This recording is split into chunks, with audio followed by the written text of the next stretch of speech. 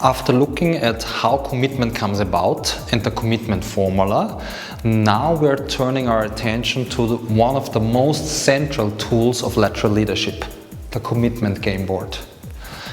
This board exists of two axes. One is about the trust in the lateral leader, of the stakeholders in the lateral leader, and the other one is how much are the stakeholders convinced that the venture makes sense. You see that there are negative and positive numbers because it can also be distrust or the certainty that it does not make sense. And the extreme forms we could name, for example, trusting blindly in the lateral leader. Or here we have something like sharp-eyed. So if Gunther Fürstberger is suggesting a project, I'm against it because he killed my last project. Or here we have something like missionary. I'm so convinced that maybe I'm not even thinking, I just go in a fanatic way in this direction. While here we have something like refusing. And here we have an active refusion and maybe also a passive refusion.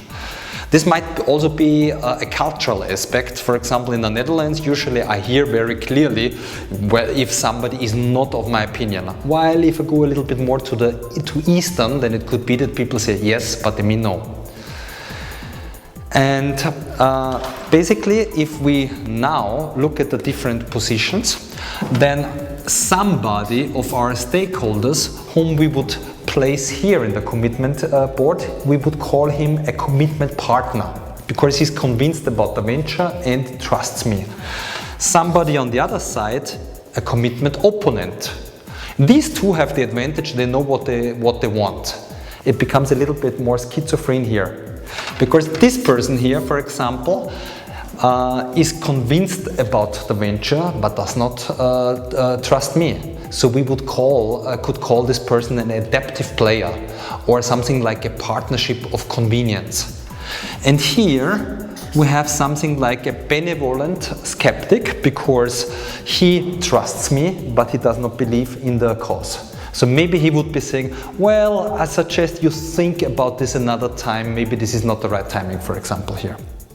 So what we're getting here is a first distribution. By the way, we should also put ourselves as a lateral leader into the board because it's not always given that we are positioned in the right upper corner, because as somebody told me once, I'm not the right person for that. There's much more skill for persons like that. Or I have to do this because I got the job from my boss, but I'm not convinced about that. So it could easily be that I see myself here or I see myself here.